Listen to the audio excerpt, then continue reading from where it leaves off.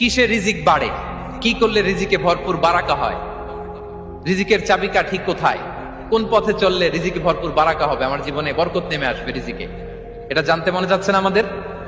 হ্যাঁ, কষ্ট হচ্ছে আপনাদের? কষ্ট হচ্ছে?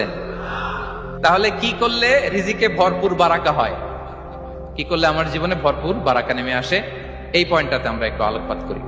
যেসব কাজ করলে আমাদের জীবনে রিজিকে আসমানি বারাকা নেমে আসবে, আমাদের রিজিকে আসমানি বারাকা নেমে আসুক, আমরা চাই কি চাই না? সবাই আমরা চাই নিশ্চয়ই। যে কাজ করলে রিজিকে আসমানি বারাকা আসে, এর এক নম্বর হচ্ছে তাকওয়াল্লাহ, আল্লাহর ভয়। আল্লাহ তাআলা বলছেন, ওমাই ইয়াত্তাকিল্লাহা ইয়াজআল লাহু মাখরাজা ওয়া ইয়ারযুকহু মিন হাইসু লা ইয়াহতাসিব। যে আল্লাহকে ভয় করে, যে আল্লাহ সচেতন, আল্লাহ তাকে মাখরাজ, মাখরাজ মানে কি জানেন? ওই যে এক্সিট লেখা না এদিকে, এই এক্সিটকে আরবিতে বলে মাখরাজ, মানে কোথাও